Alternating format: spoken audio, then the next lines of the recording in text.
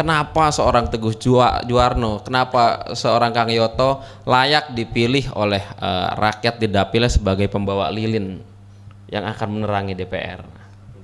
Jadi tugas anggota DPR apa sih gitu? Kan ada pertanyaan gitu sering. Kalau menurut saya sederhana saja sih, tugasnya cuma satu sebenarnya, ya membela rakyat. Jadi saya masih ingat awal-awal demokrasi saya jadi DPR itu kan seni demokrasi itu bukan seni musyawarah mufakat, tapi justru seni untuk mengatakan tidak, the art of say no. Jadi kalau orang bilang tidak katanya hebat. Keluar dia bilang sama saya, Bang, kita udah lama sekali nggak main golf bersama. Kau jangan macam-macam. Aku ini megang strip golf aja nggak udah berapa tahun ini. Jangan macam-macam lah saya bilang. Ya, nggak ada transaksi-transaksi di sini.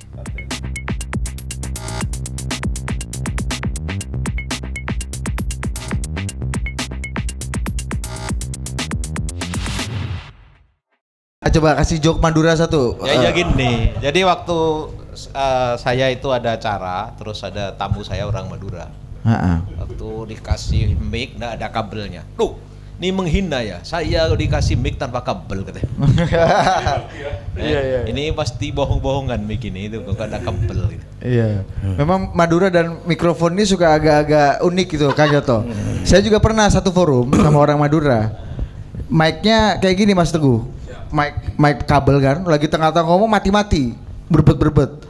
Terus diganti sama panitia mikrofon wireless. Harusnya kan lebih canggih kan, karena bisa suaranya lebih lantang. Mikrofon lebih mahal. Loh, kamu nih bercanda ya? Kamu meledek saya. Mic kabel pakai kabel saja mati, apalagi yang nggak pakai kabel katanya. Oke, kita mulai acara hari ini, Dit. Oke, ini perdana ya. Ini kalau kata Kang Yoto nih nganyari. Iya. Merawani. Mau dengar cerita Madura sama Aceh nggak? Boleh, kasih dulu, kasih. Aku punya satu juga. Ya. Madura. Ini kita udah mulai ya. Kita start ya. Acara menembus Senayan hari ini ya. Jadi waktu tsunami di Aceh, Kasih dekat dulu, Bang. orang Madura itu banyak yang datang ke Aceh, ya kan? Toilet kan terbatas. Jadi waktu datang ini orang Madura, dia baca. Toi itu bahasa Aceh itu pipis. Ya kan? 3.000. Toe itu BAB 1.000. Orang Madura berpikir daripada 3.000 aku masuk 1.000. Tapi waktu keluar ditagih 4.000. Loh, kan kau tulis 1.000. Aku kenapa bayar 4.000? Mana ada toe nggak toi. Tetap kalah sama Aceh ya. Iya, itu Aceh. Aceh. Ya, gimana Mas Teguh? Kalau Mas Teguh gimana Mas Teguh? Saya Ini joke Pantura apa joke Madura? kalau ini joke yang membuat Mas Didi Rahbini merasa tersinggung sebagai Madura. Nah, saya masih ingat, maaf Mas Didi. Jadi ceritanya saudaranya Mas Didi itu mau nengok keluarganya di Malang. Nah, karena nengok dia bawa oleh-oleh ayam jago. Karena Madura pakai sarung. Karena dia takut bayar naik bus, ayamnya ditaruh di sarungnya gitu. Begitu sampai stasiun di Malang, ayamnya lepas. Geger kan, oh loh, kok ada ayam gitu. Penumpang yang lain, kondektur mulai bingung. Tapi dia malah ketawa-ketawa. Lu gimana sih sampean kok malah ketawa-ketawa, ayamnya lepas? Ayam saya goblok gitu. Orang alamatnya ada di kantong saya kok dia lari duluan. Saya juga ada, Bang. Madura. Gue juga ada, Din. Cerita Madura sama Dayak. Gimana? Oh jangan, itu serem dong. Oh ya. Ya, Madura di Pasar Palmerah udah denger Mas? Ada. Ini Kang Yoto Madura di Pasar Palmerah. Jadi orang Madura jualan semangka.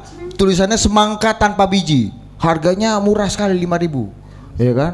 Ada orang beli kan, wah semangka tanpa biji, ini bener nih tanpa biji, oh ya bener, kalau nggak percaya nanti makan saja, tapi nggak boleh dibuka di sini katanya, oh dibawa pulang lah, semangka tanpa biji ini kan, ternyata begitu orang itu sampai rumah dia buka semangkanya, itu bijinya banyak banget, dia balik lagi dong ke orang Madura Pasar Palmerah ini, komplain, kamu ini kurang ajar ya. Bilangnya tadi semangka tanpa biji, ini saya buka semangka isinya biji semua. Loh kamu ini goblok. Saya kasih semangka bonus kuaci, kamu masih marah katanya kan. Semangka itu biji semangka ini kuaci katanya. Ini terakhir. Ada joke kalau ini dapil nih. Brebes. Nah, ada ini fiktif ya. Biar disclaimer dulu. Ada oknum anggota DPRD. Kunker ke Jawa Timur, ya kan? Pergilah mereka ke lokasi-lokasi ke Tretes lah. Dulu masih ada Tretes ya, Mas. Nah, terus dia pesan. Tretesnya masih ada. Oh, Tretesnya masih ada ya. Itu kan ini 18 tahun ke atas. Terus kemudian sesudah bertemu dengan salah satu tuan rumah di sana gitu, ya basa-basi. Waduh Dek, kamu dulu kerja di toko parfum ya Dek. Oh, kenapa Bapak itu? Badanmu harum gitu. Itu tahu Madura ya. Kita kan ngomong berbes ya. Dek kon anu ya dodolan anu biyen parfum. Apa Mbak? Anu wangi banget gitu. Oh, gitu. Terus singkat cerita sih mbaknya juga bilang, Pak, Bapak orang Brebes ya? Kaget dong dia, sok langsung pucet. Hah? Kok kamu tahu Dek? Iya. Anu Pak, telurnya asin. Maaf. Jokes bapak-bapak ya. Tapi ini betul. Mending kita cerita jok aja yuk. Oke, kita udah sama siapa aja, Dit? Ayo, Dit. Kita di program Menembus Senayan ini kita akan uji ngobrol-ngobrol diskusi lah dengan orang-orang yang akan kembali ke Senayan atau orang yang mencoba peruntungan menuju ke Senayan. Ya, dan kita akan hadap-hadapkan ya dalam tanda kutip dengan pensiunan Senayan. Veteran. Veteran. Kalau nggak mau dibilang residivis ya. Dan dua-duanya juga pensiunan sebenarnya. Oh ya. Pak Torik juga pensiunan, tapi bukan anggota, jurnalis. Ya kan? Penguasa press room nih. Iya kan. Kalau preskon itu ya ganti-gantian gagah-gagahan antara Mas Teguh sama Pak Torik ini kan ya. kita nurut kalau sama Kak Torik dulu kalau diatur-atur lah kita manut. Yang bakuatur ini Mas Teguh kan. Iya, dan sudah ada 2 orang calon anggota DPR RI. Nanti akan diperkenalkan sendiri dapil-dapilnya mana saja. Yang pertama ini yang menghiasi layar kaca dan masa-masa kita bertumbuh ya. Ya, kalau kita anak millennials ini pasti melihat beliau nih. Ketahuan umur lu ketahuan berarti. Iya, memang. Kebalik dong, ketahuan umur kita yang tua. TV-nya cuma RCTI dulu, Bos. Iya. Ya, satu-satunya orang yang lebih dekat kenal lebih dekat Desi Anwar dibanding kita semua di sini, ya kan? Madam sekarang lagi di Ukraina dia. Di sini katanya politik katanya panas. Kok adem-adem aja kata dia, pergilah dia ke Ukraina sekarang. Ributan. Ada ini, sekolahan dibom. Iya. Biar adrenalin kan. Iya, udah foto sama Zelensky kawan bos. Top. Iya. Oke, the one and only Teguh Juwarno. Wah. Terima kasih. Kalau nggak digituin lama Mas, kalau nggak digituin lama tuh. Yang Dia berikut kasih dulu narasi apa tadi kalau nggak digituin tuh. Iya. Yang berikutnya Ri, ini lo lah. Seorang mantan kepala daerah, Betul. yang dulu sempat mencoba peruntungan di Pilkada DKI juga Din. Muncul ya namanya. Sempat muncul. Dengan slogannya Matoh. Wah, lu masih ingat ya? Masih ingat ya? Masih ingat, ya kan? Dan udah muncul relawan-relawannya bos dulu di DKI bos. Dan ini ya, satu daerah yang dipimpin oleh beliau APBD surplus bos, gak ada cerita APBD defisit nggak ada. Apa itu defisit? DAU itu apa katanya kan? Orang butuh. Iya. Orangnya kalau ketemu Menteri Keuangan ngelengos. Aku orang butuh. dulu. Politisi yang akademisi. Iya. Betul. Dan sekarang punya proyek kura-kura Bali bos. Oh iya ya. Iya kalau sama Pak Dubes dong. Iya sama. Kalau Bang Zulfan kan kura-kura dalam perahu. Beliau kura-kura Bali bos. Itu telurnya asin nggak? Iya. Siapa lagi kalau bukan? Suyoto. Iya, tepuk tangan. Kang Yoto. Kang Yoto. Bajunya biru. Tapi birunya kayak pan itu. Ini ada nih. Enggak ya. Tapi yang penting ini cinta alam. Jadi ini semuanya ada daun-daunnya ini supaya tumbuh terus. Kalau cinta alam tuh hadiah dari Bu Siti biasanya. Dan ada 2 orang pensiunan ini nih, siapa nih? Yang pertama rekan kita di Adu Perspektif Pak Ahmad Torik. Ya. Wih, jurnalis senior di parlemen. Ya, yang juga ikut sampai pengawasan haji ya waktu itu ya. Betul. Sama Don Dasko ini kan. Manggil harusnya Haji Tori. Oh iya Haji Torik, Haji Ahmad Torik. Oh Don ya, bukan Lord ya? Bukan, baru Don dia. Lor udah punya opung soalnya. Nopung, ya. Sekali-sekali kita panggil Prof. Rektor. rektor. Ya, siapa kalau bukan Haji Ahmad Tori. Ya, udah tepuk tangan lagi, tepuk tangan kasih tepuk lah biar dia senang. Yang kedua Dit, ini lu yang kenalin nih. Oh ini dia. Jangan lupa hajinya, ya. Iya, ini Kiai Haji honoris causa. Iya. Apalah terlalu panjang lah jabatan beliau ya. Terakhir tapi Dia adalah inisiator aliansi tasawuf independen. betul. Yang membuat Kangi bisa membaca Yasin di kebagusan waktu itu. Betul. Ketika dulu orang takut mendekat ke kebagusan, Mas, beliau menginisiasi Haul Bung Karno di tengah puncak masa kejayaan Orde Baru dan bisa memaksa Arifin Panigoro dan Kui Kiai baca Yasin dan tahlil. Zuvalinda. Oke. Ayolah kita mainkan dulu. Kita mulai dari bapak-bapak calon anggota DPR. Kang Yoto kan sebentar lagi mau memimpin rapat kan, karena banyak urusannya. Kita ini kan urusan nggak ada kan, beliau urusan banyak. Jadi kita kasih Kang Yoto dulu. Mungkin Kang Yoto bisa dikasih 5 menit dulu Kang untuk pada para pemirsa Total Politik ini. Kang Yoto nih ingin comeback ke politik, tapi bukan sebagai kepala daerah, bukan sebagai calon wakil presiden, tapi pengen kembali ke anggota DPR. Ini asbabun nuzulnya, nawaitunya gimana dan apa yang ingin diperjuangkan Kang Yoto? Ini mau jawaban serius apa jawaban tengah-tengah serius? Tengah-tengah aja lah. Tengah-tengah ya. Jadi karena saya udah nggak bisa nyalonkan bupati lagi aja sebenarnya.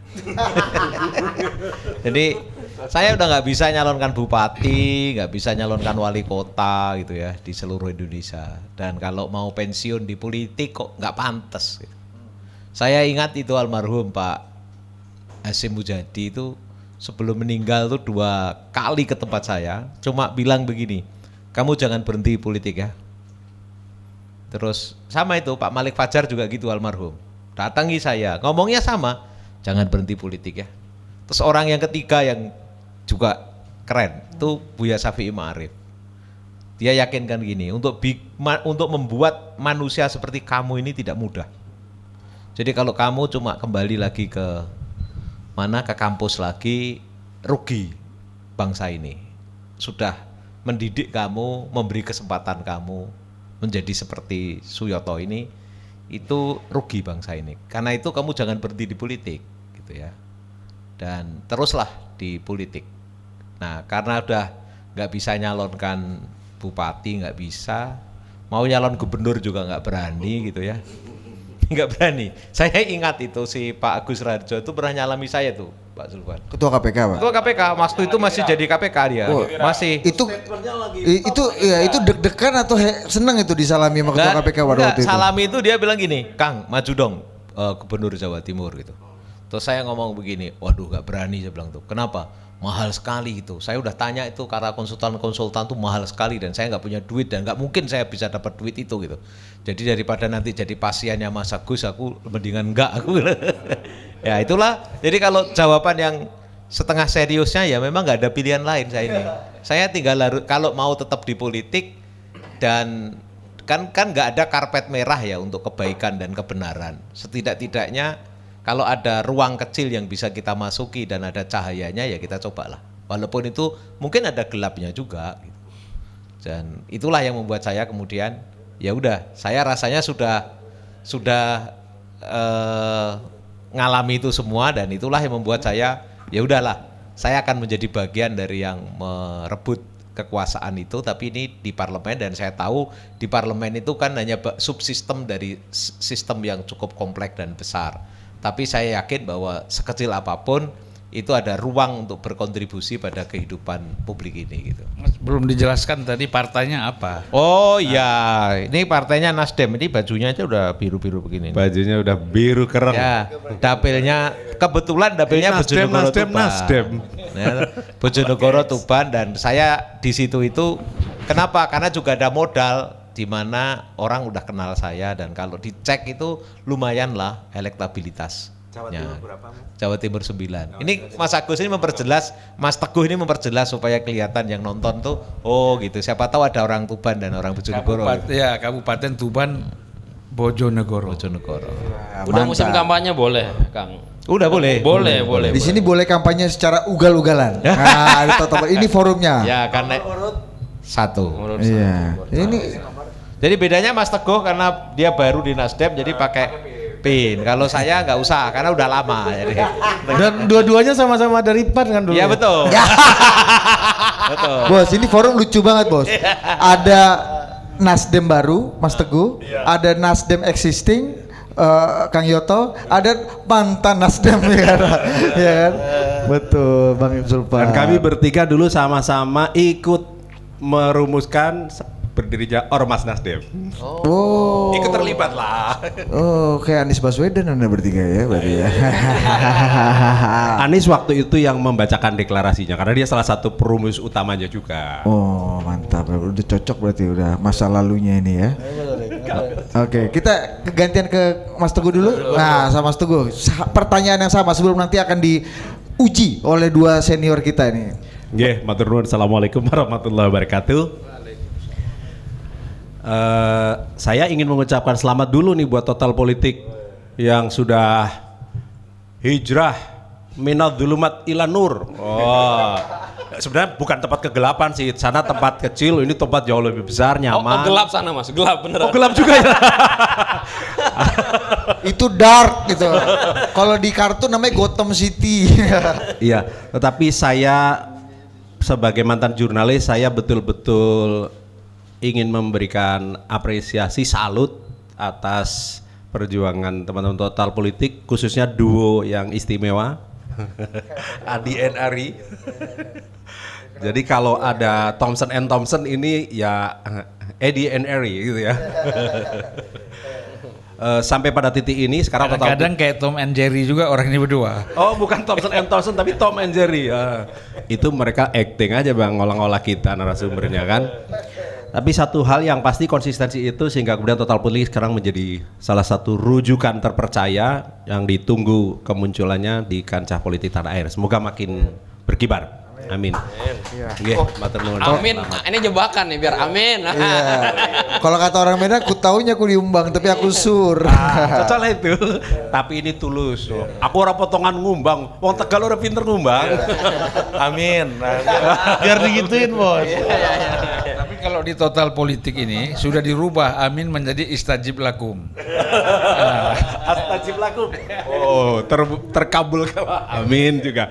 Nah, sedulur kabeh, nah ini Tegal aku sedulur kabeh. Saya nama Teguh Juwarno. Memang sekarang saya maju lagi untuk menjadi wakil rakyat dari Dapil Jawa Tengah 9. Itu meliputi Kota Tegal, Kabupaten Tegal dan Kabupaten Brebes. Saya pernah menjadi wakil rakyat Tegal Brebes 2 kali. Waktu itu dari Partai Amanat Nasional. Nah, kalau ditanya kenapa? Nah, tolong minta pertanggungjawabkan sama 2 orang ini. Nah, Mas Yoto dari dulu orang yang sangat saya kagumi, mentor saya, senior di Persyarikatan di Pemuda Muhammadiyah, kemudian di PAN, saya sangat terinspirasi dengan pikiran-pikiran beliau. Beliau politisi yang menurut saya tidak suka politiking, tapi pikiran-pikirannya intelektual. Nah, yang satunya ini sahabat senior juga, satu komisi pula. Kita paling enggak hampir 3 tahun ya, 2016-2019 kami sama-sama di Komisi 6. Giliran kita masuk Nasdem dia malah keluar. Tapi apapun saya tentu mendoakan Bang Zulfan juga terus berkibar untuk menebar inspirasi. Ini Bang Zulfan tanya tadi, Mas Teguh tuh di dapilnya caleg nomor berapa gitu? Oh iya, pada karo Mas Yoto saya nomor 1. Ya, alhamdulillah. Nasdem di situ belum pernah punya kursi Mas Yoto. Kalau nggak nomor 1 kita teriak lagi di podcast nanti. Ayo cocok, harus Bang. Nah, sedulur kabeh ya yang rawuh. Mas Torik sahabat lama di Senayan juga sebagai jurnalis. Alhamdulillah ini kita kayak kembali ke rumah ya. Satu hal yang mungkin saya ingin menyederhanakan persoalan sebenarnya. Jadi tugas anggota DPR apa sih gitu? Kan ada pertanyaan gitu sering. Kalau menurut saya sederhana saja sih, tugasnya cuma satu sebenarnya, ya membela rakyat. Ilustrasinya begini, kan negara hadir atau negara berdiri itu kan karena ada warga negara bersepakat, kemudian mendeklarasikan, bikin undang-undang, dapat pengakuan luar negeri, punya wilayah kan? Kan nggak mungkin seluruh rakyat ngurus negara kan? Maka kemudian dipercayakanlah kepada para eksekutif atau pejabat publik mewakili rakyat mengurus itu. Kalau di perusahaan direksi lah gitu kan. Nah, para direksi ini agar dia mengurus dengan benar, dengan pasti kesejahteraan rakyatnya, maka rakyat menunjuk yang namanya para board of komisaris. Nah, anggota DPR, DPD itu adalah board of komisaris, kurang lebih ilustrasinya seperti itu. Tugasnya apa? Mengawasi direksi agar para direksi ini betul-betul bekerja, mengurus, mensejahterakan rakyatnya. Nah, kenapa saya tahun 2019 maju lagi menjadi anggota dewan di dapil tersebut gagal? Jawa Tengah 8 kursi PAN habis dengan segala kisahnya. Saya kemudian berkiprah di BUMN menjadi komisaris sama seperti Bang Zulfan juga. Sudah merasa enak, wah enak juga nih kalau egois ya Bang ya. Tapi ternyata di dalam perjalanan ada kegundahan memanggil. Kenapa kegundahan tersebut? Karena saya lihat sekarang para board of komisaris atau para wakil rakyat ini, mereka lupa bahwa mereka harus membela kepentingan major shareholder, pemegang saham utama. Rakyat kan pemegang saham utamanya. Lupa nih, mereka malah berkolusi sama BOC, sama direksi, sama pemerintah. Lupa membuat keputusan-keputusan yang malah tidak membela kepentingan rakyat. Nah, ini kan udah salah kaprah. Ini yang menurut saya perlu kita luruskan bareng-bareng. Itu saja, sesederhana itu. Narasi oposisi nih Mas ya. Beda kalau Oh, veteran beda DPR, dong. beda penjelasannya. Oh, perubahan. Sehingga diperlukan perubahan, Ri. Ya, kalau kata Torik beda kalau veteran ini. Ya. Nah, kita serahkan ke Bang Zulfan dan Pak Torik untuk bisa menguji, mengolah. Senior. Siap. Assalamualaikum warahmatullahi wabarakatuh. Pembukaan dulu ini. Terima kasih diundang Mas Budi, Mas Ari. Bukan Anda juga punya acara ini. Oh iya, begitu ya. Enak aja. Terlibat juga ya. Anda kan direktur konten Total Politik kan.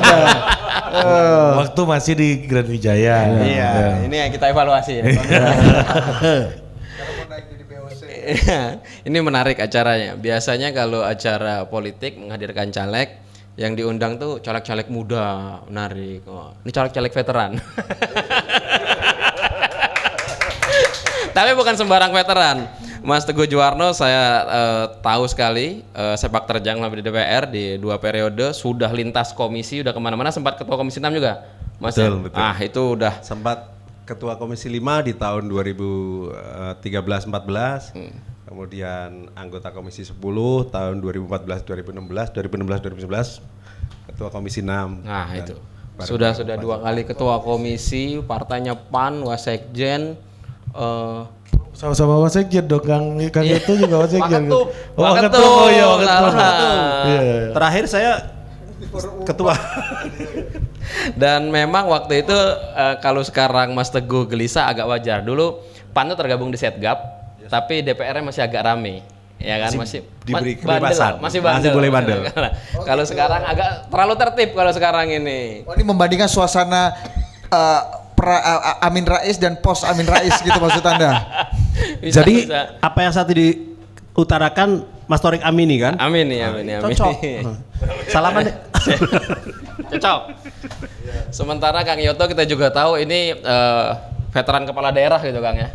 Kepala daerah berprestasi di Bojonegoro tadi sudah disebut juga dengan slogan, kalau di sana bukan mantap Kang ya. Matoh. Jadi sempat masuk radar Detikcom di Pilgub DKI 2017, jelang Pilgub DKI 2017 dinominasikan dulu salah satunya oleh siapa ya? MPJ kalau saya, Majelis Penyelamat Jakarta. Wah, Dulu ada tuh Pelayanan, ada lagi tuh pelayanan. 2013 tuh 14 tuh nama saya calon presiden independen. Iya tuh. Itu. Zaman itu sih ada kan yang ngajukan Pak Komarudin macam-macam itu. Maka ini 2 caleg ini sepak terjangnya nggak main-main. Jadi kalau biasanya menghadirkan caleg muda atau partai-partai lamanya kan andalannya caleg muda nih. Ini malah caleg berpengalaman yang sepak terjangnya bisa dicek dan saya yakin ini terjamin lah kalau masuk ke Senayan. Nah, cuman memang yang jadi pertanyaan kita kan kalau tadi Mas Teguh sudah memberi kisi dikit-dikit bahwa ini mau jadi board of commission. Ini kan melamar pekerjaan lagi nih berarti nih. melamar ke pekerjaan yang sayangnya di lembaga yang kalau di survei kepercayaan publik itu selalu di bawah, nomor 2 dari bawah, di bawahnya ada cuma partai politik, ya kan. Konsekuensinya kalau lembaga dengan kepercayaan terbawah itu penghuninya mau ngapain aja pasti salah, pasti rame, ya kan. Beda dengan misalkan dengan TNI yang tingkat kepercayaan selalu di atas kalau di survei. Itu kasus saya sebut aja korupsi Basarnas mungkin kemarin nggak terlalu rame, nggak terlalu panjang gitu kan jawabannya. Tapi kalau anggota DPR 1 dipanggil KPK aja karena tingkat kepercayaan sudah rendah, langsung. Nah ini Kang Yoto sudah nyaman di jalur UID-nya, Mas Teguh di apa? Swasta. Ini ngapain mau balik lagi nih ke lembaga yang kalau katakan itu ada sedikit cahayanya, sedikit tapi memang kan. Kenapa mau balik lagi ke DPR dan apa nih janji politiknya? Kalau dari situ kan masyarakat harus tahu dulu mau ngapain kedua tokoh ini saat kembali ke DPR, mau masuk komisi manakah, mungkin ada target begitu kan, mengawali diskusi kita. Siapa dulu nih? Mas Teguh sampai saya dulu ya. Kita nganggur ya. Ini saya rasa ini ya, saya suka sekali karena apa yang saya temukan di konstituen saya itu nggak ada pertanyaan seperti Torik ini. Di bayangan konstituen saya itu sudah di DPR RI itu enak, gajinya besar dan nanti itu langsung begini. Nanti kalau Kang Yoto jadi saya dikasih apa gitu. Nanti diajak apa gitu ya, diajak apa gitu. Terus saya waktu itu juga bingung. Karena kalau jadi bupati kan saya tahu gitu ya. Saya punya kewenangan yang kemudian bisa saya jelaskan bahwa kalau punya palu bupati, pena bupati itu punya ini dan problem publik itu bisa diselesaikan dengan cara ini. Saya bisa ngomong itu. Lalu, tapi kalau jadi DPR ini betul, baru daftar aja sudah dianggap orang jelek. Jadi saya rasakan itu. Dan kenapa kok saya bilang rasakan jelek? Karena baru ketemu aja sudah dihukum oleh si publik ini. Langsung dimintai itu, mintai ini, disuruh itu, suruh ini. Jadi itu benar sekali ya, benar sekali. Lalu saya nyari jawabannya apa ya? Tiba-tiba saya tuh ketemu seorang kami tua. Kami tua itu kasun ya, kepala dusun. Tapi cukup intelek gitu ya. Tiba-tiba dia ngomong begini pas saya, Kang, tahu nggak kenapa kalau sekarang orang itu kalau ngomong pemilu kok uang ya, pemilu tuh kok kaos, pemilu kok ini gitu. Iya, kenapa saya bilang gitu. Pak Sun, kenapa Pak Kasun? Karena gini Kang, kita ini nggak pernah diajari jadi warga negara, kita cuma diajari jadi penduduk. Loh apa bedanya? Ya penduduk itu cuma hitung-hitungan. Berapa jumlah penduduk, naik atau turun, migrasi apa. Jadi itu kata dia. Tapi kalau warga negara itu diajari tentang tanggung jawab terhadap masa depan negaranya. Di antaranya tanggung jawab terhadap siapa ketika harus milih pemimpin, kemana arah bangsa. Dan kemudian kalau toh harus milih wakil, ya dia akan milih wakil yang itu merepresentasikan keinginan dan harapannya. Nah, terus saya bilang, tapi kan sekarang nyatanya tidak begitu, saya baru jalan aja pertanyaannya sudah beda, tidak seperti yang kamu tanyakan, gitu ya. Apakah? Ya, pertanyaannya itu tadi, ada kaosnya enggak? Nanti nyoblos ada transportnya enggak? Itu ya begitulah. Mungkin Mas Teguh juga sama itu. Yang ditanyakan juga itu. Tapi ini kan menggambarkan bahwa culture kita, pendidikan kita selama ini memang tidak membuat orang itu menjadi warga negara yang independen. Nah pertanyaannya, itulah yang kemudian saya yakin juga melahirkan kualitas legislatif, eksekutif yang tidak jauh beda dengan rakyatnya. Kata orang Arab kan al-malik mir'atul ummah itu ya. Pemimpin itu cermin daripada rakyatnya. Yang melahirkan pemimpin itu rakyatnya. Jadi kalau kita melihat wajah pemimpin itu ya, itulah wajah kita semua. Dan ini adalah produk historis, produk pendidikan dan lalu pertanyaannya gini sekarang. Apakah kemudian kita membiarkan seperti itu gitu? Atau kita ikut masuk di situ? Disitulah kemudian saya kenal kata-kata yang dulu saya dari pepatah Cina yang mengatakan kalau ada gelap jangan pernah menyalahkan kegelapannya, tapi lebih baik menyalahkan lilin gitu ya. Tapi sekarang ternyata lilin pun nggak cukup. Jadi saya pernah diundang di Anti Corruption Summit-nya KPK dengan semua pusat studi profesor macam-macam. saya satu-satunya mantan pejabat yang diundang dan sama mengatakan partai politik itu kotor, legislatif kotor, macam-macam. Tapi saya juga bilang bahwa Pak, saya dulu percaya dengan satu lilin itu penting di tengah kegelapan, tapi di tengah gelombang air bah seperti ini, lilin itu gak ada artinya apa-apa. Kecuali kita semua menjadi lilin dan menjadi lampu yang terang bagi semua. Dan cilakanya tidak ada karpet merah untuk kebaikan dan kebenaran. Nah, pertanyaannya sekarang apakah ada orang-orang yang mau merelakan dirinya bergumul dengan lumpur untuk tetap mencoba menjadi menyalakan lilin itu. Nah, saya kira ini agak serius jadinya ya. Ini agak serius. Perlu ada substansinya. Filosofis dan perlu ada substansi. Ya, ini yang tadi agak serius tuh. Serius. Nah, disitulah rasanya saya itu ya saya kebetulan kan tadi saya punya modal satu, modal elektabilitas kalau di survei. Yang kedua, saya punya modal bahwa saya punya pengalaman panjang di situ. Kebetulan saya punya background akademik. Kemudian saya sekarang pernah di eksekutif dan saya adalah bagian dari aktivis sosial. Jadi 3 pilar dalam hidup saya ini cukup nyambung gitu. Dan tahun lalu ini unik. Saya tahun lalu tuh nggak kepilih jadi DPR. Tapi saya dapat kepercayaan menjadi tim yang mentraining DPR RI.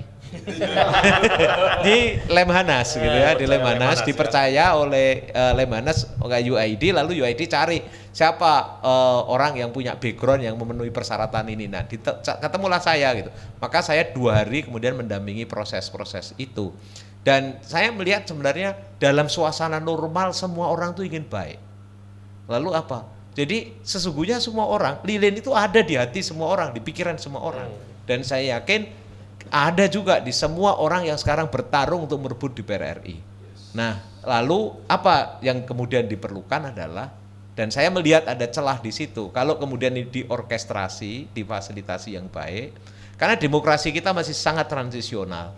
Misalnya kita ngomong musyawarah, tapi kita nggak pernah musyawarah sejatinya, karena kita lebih suka debat, lebih suka langsung mufakat aja ya. Iya, langsung mufakat. Jadi kalau tidak mufakat ya langsung tidak sama sekali gitu ya. Jadi saya masih ingat awal-awal demokrasi saya jadi DPR itu kan seni demokrasi itu bukan seni musyawarah mufakat, tapi justru seni untuk mengatakan tidak, the art of say no. Jadi kalau orang bilang tidak katanya hebat. Jadi itu. Nah, sekarang kebalik. Kalau orang itu bilang iya itu baru dibilang hebat. Nah, sekarang sudah nggak ada lagi kehebatan ya atau tidaknya. Karena apa? Orang menjadi tidak tahu makna ya dan tidak dalam demokrasi ini gitu. Nah, ini kan di Batak dibilang yang penting hepeng. apa itu? Di Tapanuli kan gitu, isi mengatur negarawan.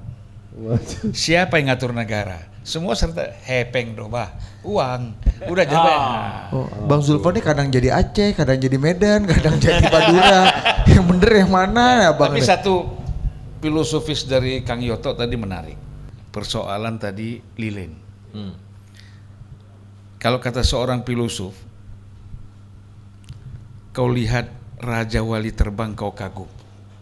Kan kagum kita lihat Raja Wali. Keren, indah ya. Nah, kau nyalakan lilin di jiwamu, kau lihat manusia terbang. Jadi jangan kagum sama burung. Sebenarnya kita jauh lebih bisa terbang dibandingkan mereka. Tapi bukan terbang fisik. Ini terbang jiwa. Kasih dulu Fir'aun. Mas Teguh. Pertanyaannya sama tadi. Baik, Mas Yoto sudah memberikan fondasi filosofis yang menurut saya sangat benar belaka ya. Jadi kita yang berlatar belakang aktivis kemudian terjun ke media gitu. Kita kebetulan di sini semuanya aktivis. Saya tahu adalah orang-orang yang punya keterpanggilan untuk sebuah bahasa kerennya mission sacre, misi suci. Apa itu misi suci? Ya membela yang terpinggirkan, membela rakyat. Nah, elemen jurnalis itu yang pertama-tama kita selalu kedepankan kan, balik lagi ke situ. Wah, membela kepentingan yang tertindas, membela kepentingan rakyat gitu. Seharusnya saya akui di dalam masa pasca 2019 masa kena COVID, permenungan dan sebagainya gitu. Saya lihat ini beliau rapat Zoom penting. Maklum Ketua. jangan deputy. Iya. Oh, ternyata belum tak hidupin yang suaranya. Kembali ke tadi, saya lihat yang tadi saya katakan, loh ini kok kemudian board of komisaris yang ditunjuk oleh rakyat melalui mekanisme pemilu, kok bukan malah membela kepentingan rakyat nih, malah bareng-bareng sama direksi, lupa tuh tugas utama dia ditunjuk sebagai pengelola negara untuk mensejahterakan rakyatnya, mencapai cita-cita tujuan bernegara yang udah ditulis jelas-jelas itu di Undang-Undang Dasar 45 kan. Saya ingin memberikan ilustrasi yang sederhana saja. Korea itu merdeka tanggal 15 Agustus kan? 45, 2 hari sebelum kita. Hari ini kita harus mengakui mereka jauh di depan kita sebagai negara yang demokratis, negara maju. Kan kemudian pertanyaannya, ada yang salah dong dalam pengelolaan negeri ini oleh para direksi dan komisaris yang dulu ditunjuk oleh rakyat sebagai pemegang saham utama negeri ini gitu loh. Dulu nggak ditunjuk rakyat, Mas. Kan ada 55, terus kemudian walaupun dengan pola yang totaliter tetapi kan juga tetap ditunjuk rakyat. Sederhananya saya ingin mengatakan bahwa justru kita butuh orang-orang seperti Mas Yoto, Bang Zulfan, ya untuk tetap berkecimpung di parlemen. Karena apa? Ya pertarungannya kan di situ. Ya. Saya dulu kan liputan ya termasuk juga Mas Teguh lah maksudnya gitu loh. Itu udah ditunggu tuh dari tadi. Kickback kita ditunggu nih, kok nggak ada yang nyebut. Mas Torik, kan dulu saya bermulanya kan juga dari liputan sebagai jurnalis. Kita tadi bagaimana kemudian kita ingin pembelaan kita kepada rakyat itu kita tunjukkan melalui liputan-liputan kita yang kritis, yang kemudian mengingatkan dan sebagainya. Tapi kemudian ketika kita ngeliput kesenangan, oh ternyata muara pergulatannya di sini nih, gitu kan? Ya kita coba terjun lah ke situ gitu. Alhamdulillah 2 kali saya mewakili masyarakat Tegal Brebes, ya tentu dengan segala plus minusnya, tapi paling tidak tugas itu yang coba terus saya kerjakan dengan keterbatasannya. Saya harus ingatkan, anggota DPR itu kan bukan eksekutif. Ya. Sekarang saya lihat banyak terjadi salah kaprah. Anggota DPR melakukan peran-peran mengeksekusi gitu. Yang harus teman-teman anggota DPR lakukan adalah ya menyerap aspirasi persoalan masyarakat apa, kemudian kita bawa, kita bertarung di Senayan. Kalau itu diperlukan ketentuan peraturan perundangan, dibuat legislasinya, ya kan? Terus kemudian untuk apa? Untuk kemudian membela kepentingan konstituen kita tadi begitu. Nah, ini yang menurut saya kok sekolah-olah sekarang kemudian terdegradasi bahwa kita hanya transaksional, harus dalam bahasanya Prof. Burhanuddin Mustadi kemarin kok politiknya politik klientelisme gitu kan. Ya ini yang kita harus luruskan bersama. Dan kalau kemudian tadi ada stigma seolah tentang persepsi publik bahwa parlemen adalah lembaga yang paling tidak terpercaya, kedua sesudah partai politik, menurut saya ya gini tugas bareng-bareng, teman-teman media juga punya andil, karena stigma itu kan juga kayak pengulangan aja kan. Semakin tidak dipercaya setelah terus berdiri dioleh-oleh. ini, Kang. Iya. Semakin tidak dipercaya setelah ada total politik. Kita pula yang kena. Gawat. Tapi saya izin sebentar ya. Boleh Kang, monggo. Nanti balik lagi ya Mas. Ya. Saya balik lagi. Ya. Nah, saya ingin meneruskan bahwa ya kalau kemudian teman-teman yang bekerja dengan sungguh-sungguh menjalankan perannya dengan izin saya geser dengan amanah, Biar nggak kosong. saya percaya pelan-pelan tapi pasti lembaga politik ini juga akan mendapatkan kepercayaan publik gitu. Nggak usah jauh-jauh lah. Kurang apa kita punya persepsi backmind kita ya, backmind masyarakat kita terhadap aparat penegak hukum. Kan kita taunya mereka kalau bisa dipersulit kenapa harus dipermudah gitu kan? Tapi ternyata ketika kemudian mereka juga melakukan pembenahan dan kemudian diamplifikasi dengan pemberitaan bahwa terjadi perubahan juga, lama-lama persepsi positif itu terbangun. Ya walaupun mereka juga tentu menggunakan PR-ing, buzzer dan sebagainya, apapun karena DPR saya tahu juga pakai begitu juga. Tapi poin yang saya ingin katakan gitu, jangan pernah matikan tadi lilin yang coba dinyalakan oleh Mas Yoto, oleh teman-teman Mas yang Teguh lain juga, begitu. Mas Teguh juga. Mas Teguh Soalnya juga. nggak ada Mas Yoto nih, kita bertugas.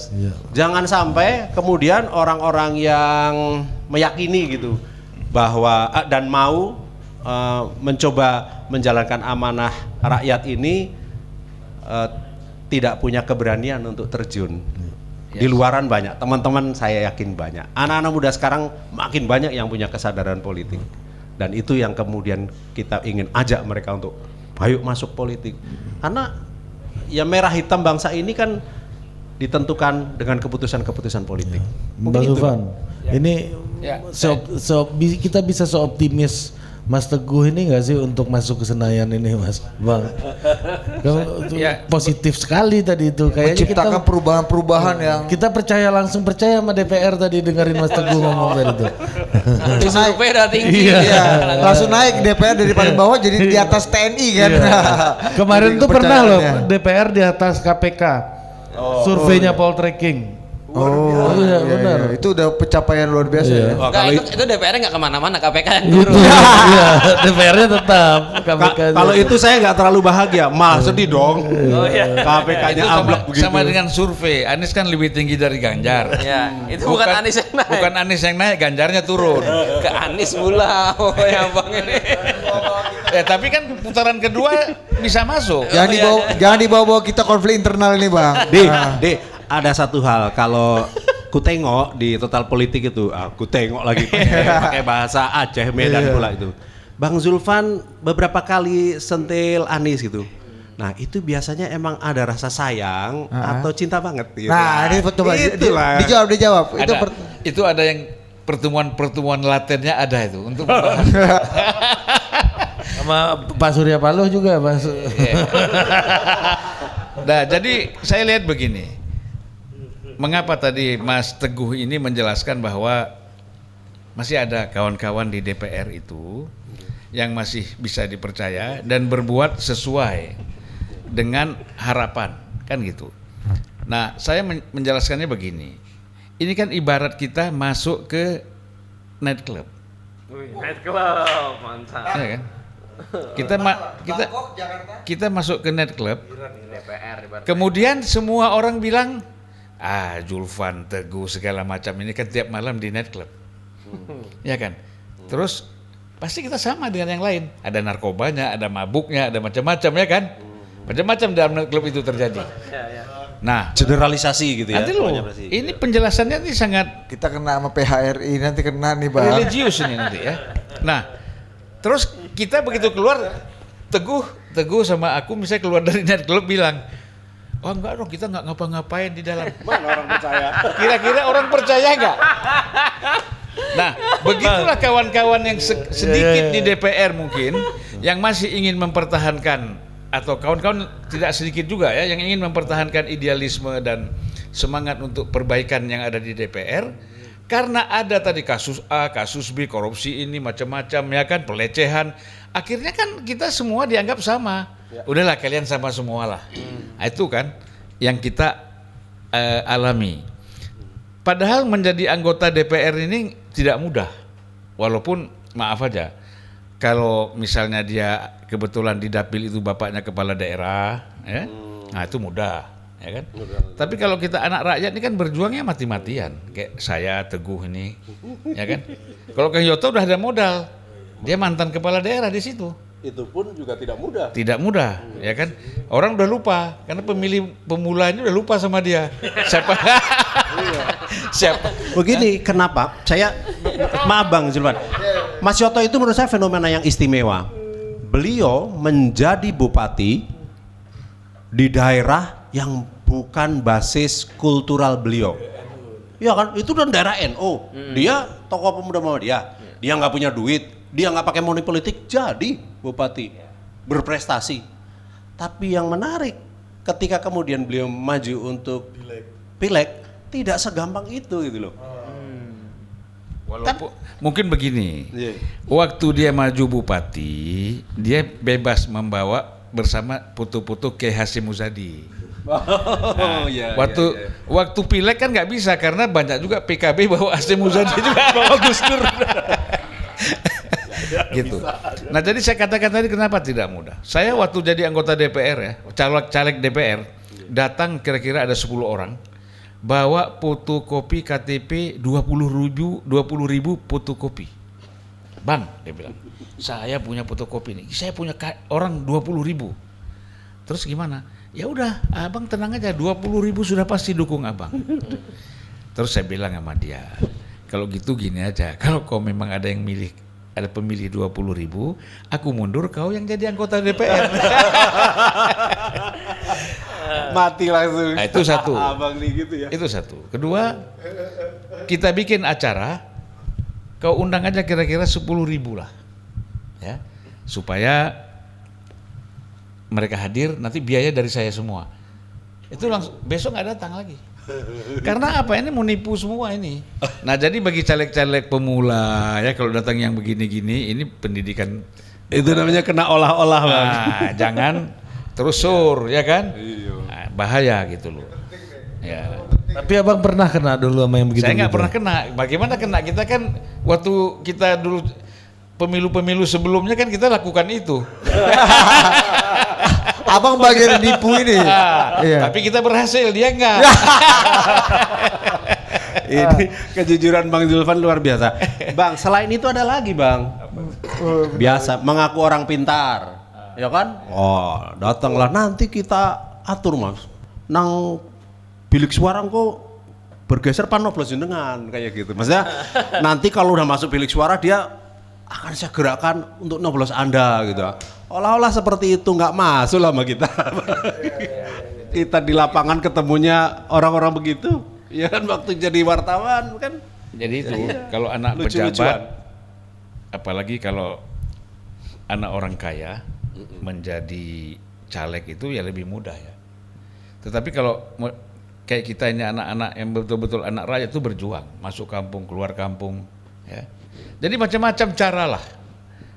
Ya, ada juga yang memang dengan modal uang nggak datang ke konstituen, duduk aja, nanti dia tinggal diatur belakangan, ada juga. Ya. Nah, kita Banyak kan juga yang nggak jadi. Ya, kita mengharapkan bahwa DPR ini kan diisi oleh orang-orang yang memang serius. Ya, memahami persoalan-persoalan masyarakat, bangsa dan negara, sehingga mereka memang bisa menjadi representasi kan gitu. Nah, namun tadi seperti Mas Teguh mengatakan bahwa ada persoalan-persoalan etika, moral dan hukum, pelanggaran-pelanggaran hukum. Nah, ini kan yang menyebabkan mengganggu. Ya kan, mengganggu proses tanggung jawab dari anggota DPR terhadap masyarakat. Sehingga image-nya itu menjadi ya orang. Saya dulu waktu tahun 99 menjadi anggota DPR, hebat benar. Baru turun mobil satpam, "Woi Pak, apa kabar?" Wah, nggak betul kita jadi anggota DPR. 2004 ke sini udah dilecehkan. Ya kan? Karena ada yang mulai masuk penjara satu rombongan, ya enggak? Satu komisi masuk penjara gimana? Nah, jadi udah nggak dihormati lagi. Satu DPRD. Iya. Ini DPR RI satu rombongan. Iya, abang pernah jadi korban pelecehan juga. Abang pernah jadi korban pelecehan. Tadi kan abis itu dilecehkan gitu. Saya nggak pernah. Oh. Ya, waktu Maksudnya kehormatannya tidak lagi Iya. seperti masa lalu gitu ya. tidak Bang, ya? masa lalu. Ya, takutnya nanti ada yang peduli sama abang kan Saif Zulfan ini melaporkan lah ke polisi Kalau ini kan. 99 itu kan kita nggak usah keluarin kartu DPR. Begitu salah jalan, begitu kita buka kaca, Pak, langsung ini. Terkenal ya. Kalau Sekarang juga masih beliau Ya. ini aja merendah aja. Iya, sekarang udah banyak yang minta foto mas di airport apa segala terminal ya kan di night club apa udah minta foto sama Bang Zulfan. Gara-gara total politik sama unlocking ya Bang ya. Unpacking. Oh unpacking, maaf Iya. unlocking lagi maaf. Yang satu unsensor. ya jadi kalau saya ketemu orang di mall itu kemarin tuh kasihan juga ya, kasihan juga kemarin. Saya itu namanya Pak Hermawan. Saya lagi jalan di lantai 1, dia udah naik lantai 3. Naik eskalator. Turun lagi. Terengah-engah ngejar saya. Loh, Bapak kan yang sering di podcast kan? Cuman saya kesel. Saya bilang, kau masa dia sebut total politik dulu? Dia bilang, Bapak kan yang sering di total politik. Tapi YouTube Bapak juga, yang Bapak sendiri juga saya sering nonton. Nah, mantap kok. Kalau gitu kita selfie dulu, ya kan? Kalau enggak, aku enggak selfie sama kau. Bang, kalau tadi ngomongin soal kenapa degradasi citra lah ya dari anggota DPR, mungkin kalau udah abang bandingin sama tahun 99 itu kan masih eranya aktivis, masih menggebu lah orang melihat aktivis sebagai hero lah ya dalam perjalanan reformasi 2004 masih. Nah mungkin salah satu juga degradasinya adalah makin lama pengaruh anggota DPR itu makin berkurang juga kayaknya. Kalau kita zaman Setgap dulu lah. Sebagai jurnalis melihatnya DPR tuh nggak 560 orang. Waktu itu ada 10 fraksi kan, kita melihatnya DPR tuh 10 orang. Karena apa? Keputusan ketua umum aja 10 orang ini ketemu, 560 yang lain tuh membebek aja. Kalau kita ngelihatnya begitu sebagai jurnalis dulu. Sama. Sekarang lebih parah. Lebih parah maksudnya. Sekarang berkurang 1 jadi 9 orang malah. Karena satu partai kan Atau jangan-jangan 2 orang aja. Nah ini Kalau juga di Senayan yang saya tahu 1 deh. 1 Di Senayan. siapa itu Sabu? Ya yang tadi kamu sebut-sebut itu. Nah ini mungkin yang perlu juga mungkin Mas Teguh juga bisa memberi gambaran gimana sebenarnya hubungan antara partai sama kepentingan konstituen yang diwakili. Misalkan soal keputusan BBM, taruhlah nih nanti di DPR Nasdem menang misalnya gitu kan, Amin lalu memutuskan menaikkan BBM. Sementara konstituen di Brebes sudah teriak, wah gimana kapal kok orang melaku ki? Ya, udah. Dia kan bisa ngomong Tegal. Siti Mas. Oh, cocok. Udah makan telur. Nah itu gimana mengatakan sebagai anggota DPR ini kan pasti ada dilema-dilema juga bahwa satu sisi harus nurut partai dong, kalau enggak di PAW segala macam.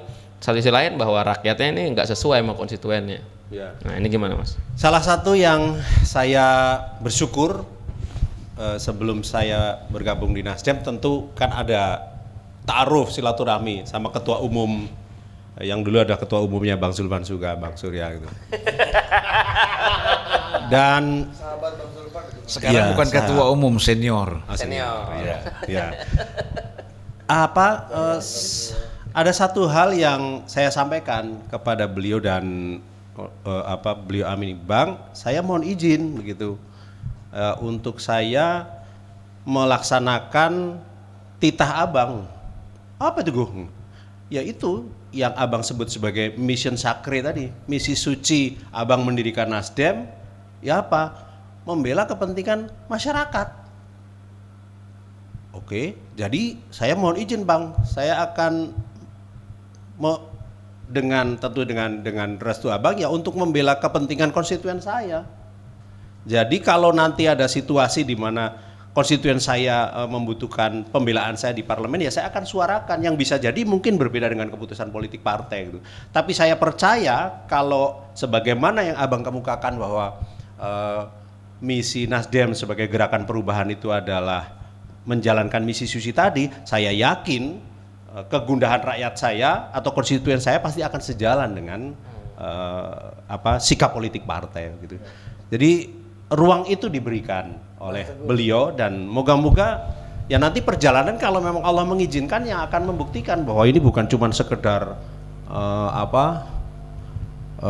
pemanis bibir begitu. Berarti Mas Teguh nggak setuju dengan istilah petugas partai dong? Nah, Menurut saya tidak ada itu istilah petugas partai, karena ketika seorang kader partai yang dididik dengan tentu saja pengkaderan, dengan pendidikan politik yang ada, begitu dia menduduki jabatan-jabatan publik, partai harus menghibahkan dia untuk bekerja maksimal melayani tadi major stakeholder, melayani rakyat sesuai dengan tugas pokok fungsi dia.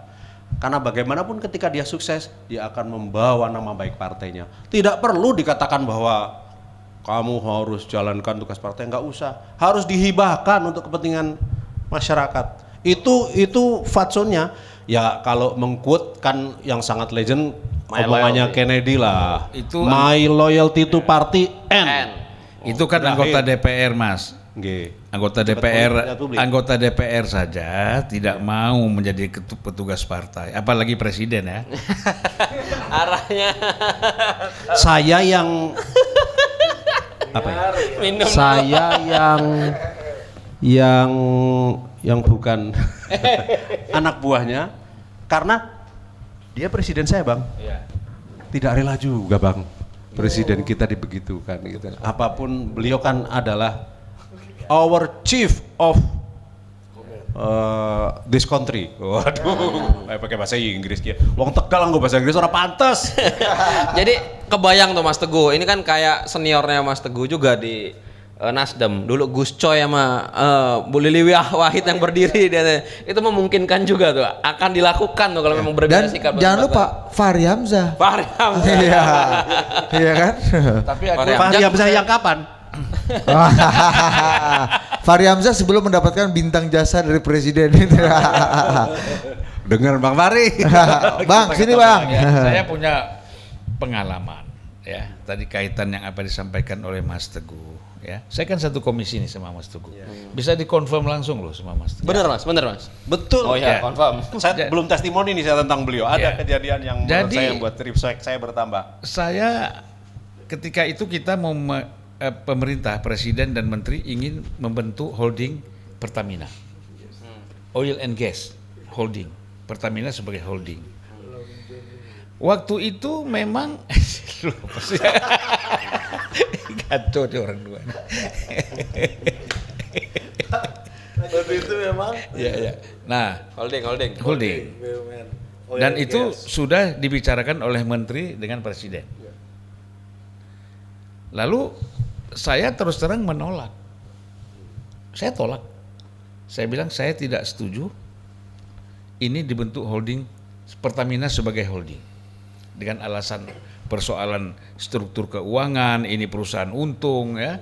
Pertamina masih banyak persoalan, lalu jadi holding hanya karena aturan undang-undang kita saja yang mengatakan bahwa perusahaan yang sudah TBK tidak bisa menjadi holding. Kan itu dasarnya.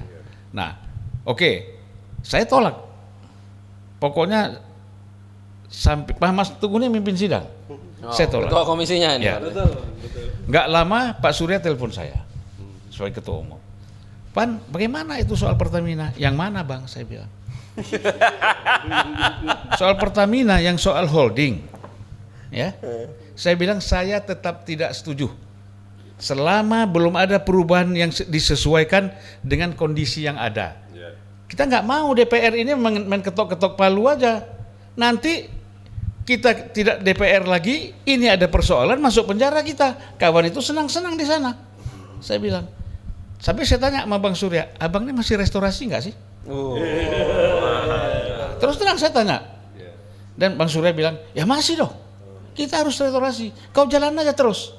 Kalau kau memang menurut kau bagus, tolak aja. Nah, akhirnya kemudian Presiden menunda holding itu dari kira-kira 4 bulan sampai 5 bulan, super body ditunda. Karena saya menolak dan akhirnya kawan-kawan juga semua tidak setuju, tidak menolak. Jadi banyak hal yang kita kalau gini, yang penting kan kita punya prinsip bahwa apa yang kita sampaikan ini benar. Bukan tujuan bertransaksi. Yang bahaya kan kita tolak, nanti di luar transaksi. Nah itu yang bahaya. Nolak biar dicolek Bang ya. Teriak dulu. Nah kalau kita kan enggak, kita tolak benar gitu loh. Banyak sekali lah kalau kita bicara ya. Mas Teguh kita saya ingin mengamini karena itu memang kejadian betul adanya dan Bang Zulfan waktu itu yang terdepan ya, dan saya kebetulan sebagai pimpinan komisi. Bahkan ada satu kejadian yang menurut saya mestinya tidak apa istilahnya sebagai hubungan antara parlemen dengan pemerintah. Waktu itu terjadi, Bang Zulfan juga salah satu aktornya. Kita menolak impor beras. Pernah ada satu peristiwa, tahu nggak menterinya siapa? Dari partainya Bang Zulfan. pada saat Saya ingat. itu. Iya.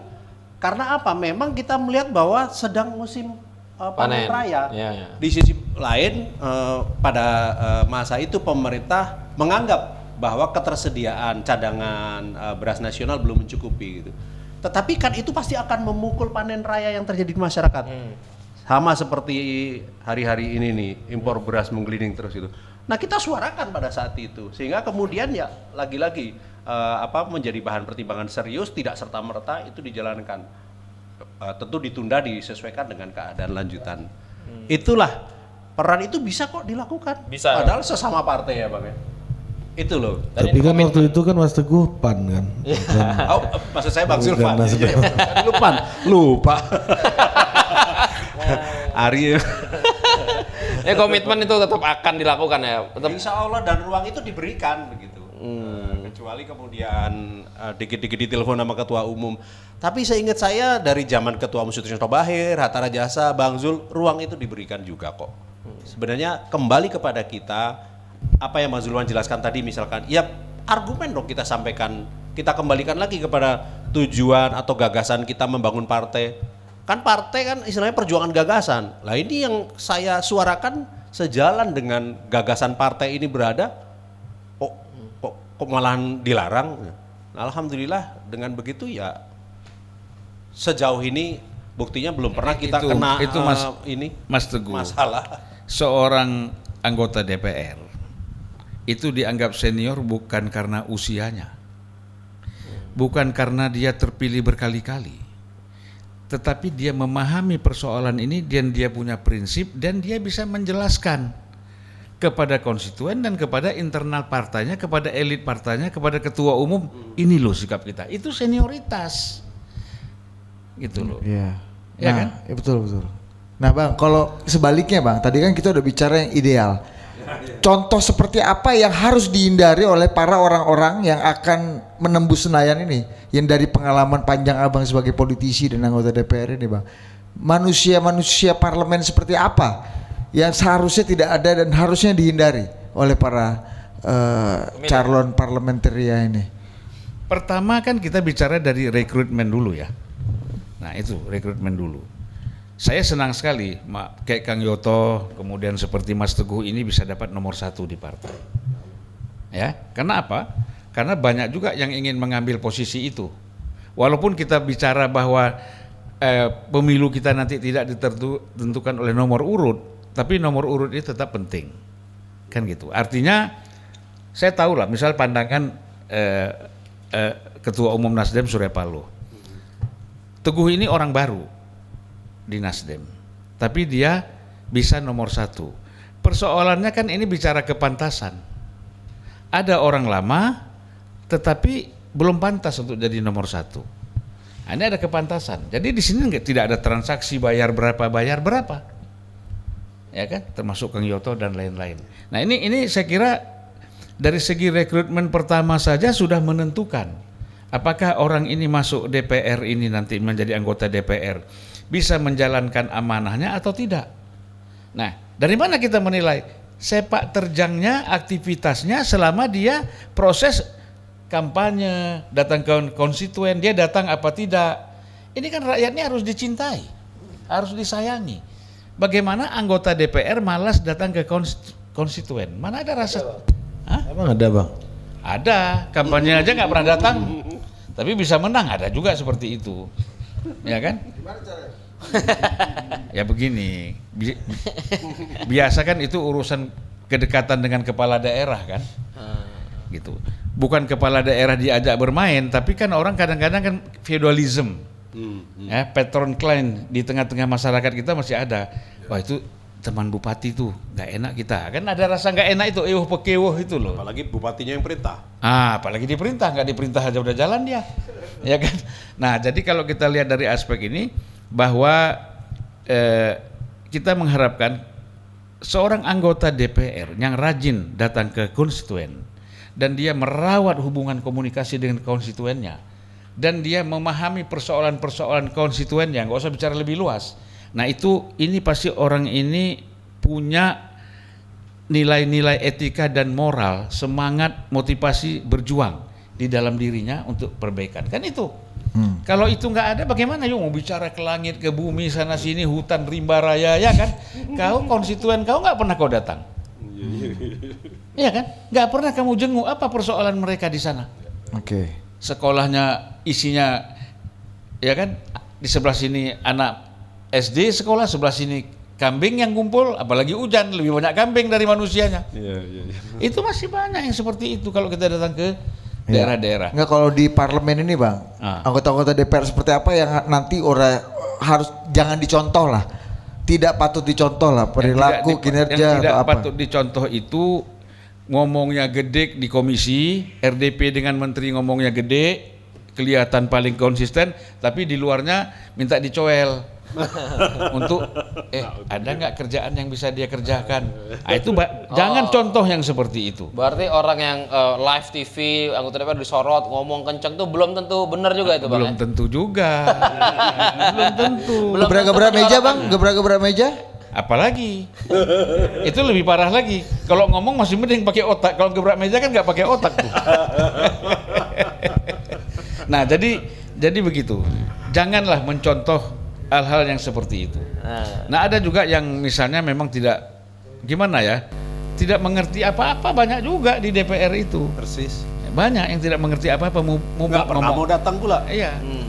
Ini dari kalangan mana datang orang yang nggak ngerti apa-apa? Ini kan kita tahu ada dari aktivis, ada dari pengusaha, ada dari artis. Apakah ini seperti yang diduga ini bahwa yang nggak mau, Ya, yang nggak jadi ngerti apa-apa sama itu aja, dari semua kalangan itu ada. Ada semua, jenis ini juga. semua. Nggak bisa kita generalisir Nggak bisa, bahwa ya. kemudian misalkan yang dari aktivis pasti kemudian akan tahu semua. lebih aktif bersuara. Yang dari artis misalnya terus nggak ngerti apa, enggak. Karena ujungnya memang kembali kepada masing-masing individu itu untuk apakah punya punya kemauan, kesungguhan untuk kemudian menekuni misalnya komisinya gitu. Terus kemudian dia betul-betul mau menjalankan tadi nyerap aspirasi dari masyarakatnya gitu. Karena kita menemukan ya Bang teman-teman yang dengan latar belakang ya misalkan bukan latar belakang aktivis atau bukan latar belakang politisi yang ternyata rajin, artikulatif, Iya. bagus gitu. Kita menemukan. Berarti gitu. stigma bahwa kalau artis masuk DPR itu cuma itu nggak berlaku general begitu ya. Menurut saya tidak bisa kita seperti itu. Harus kita lihat satu persatu lah. Kita harus objektif gitu. Tapi satu hal kalau ini yang menurut saya yang tidak bisa digantikan. Nggak bisa menjadi anggota parlemen pakai jalur instan itu menurut saya nggak bisa. Nah, gimana tuh, Mas? Ya pengertian jalur instan tuh gini loh. Ya dia harus punya keterpanggilan, punya passion dan punya jiwa mau direpoti oleh orang, oleh masyarakat. Jadi kalau teman-teman yang senang punya altruisme, ngurus orang, aktif di kegiatan-kegiatan kemanusiaan, sosial gitu, yang seperti itu cocok menjadi politisi, menjadi anggota parlemen. Tapi kalau orang yang individual gitu, yang terus kemudian menjadi burung merak, memperkaya diri begitu ya ada juga yang seperti Cocok juga. itu yang nggak cocok menurut saya. Tapi yang kayak gitu banyak jadi jagoan gitu. Ya mungkin itu juga yang menjadi tantangan sehingga kemudian parlemen kita tidak terlalu mudah untuk kemudian cepat mendapat kepercayaan publik kan. Dulu observasi saya. Mas Ganjar tipe yang mana dulu Mas? Mas Ganjar Pranowo termasuk salah satu anggota parlemen yang bagus berprestasi dan menurut saya termasuk yang menjalankan peran-peran sebagai anggota dewan dengan baik. Saya harus akui objektif seperti itu. Paten mana sama Caimin? Caimin juga demikian.